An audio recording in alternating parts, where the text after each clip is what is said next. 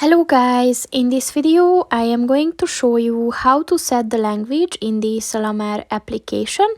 But first I just want to mention, don't forget to subscribe to my channel, because at 10,000 subscribers I am going to show you my whole YouTube revenue statistics and growth strategy, as well as how to make money online. Let's jump into it. First of all, open the application on your phone. And then click on the three lines at the top of the page on the left. And if you scroll down at the About Salam Air section, click on the Settings button.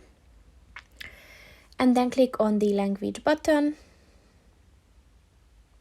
And as you can see, if you change the language to Arabic, which is the other option to English, then the application will restart. So if you want to do that, just click on that, but I'm going to stick with English. So that's pretty much it for this video, guys. See you in the next one.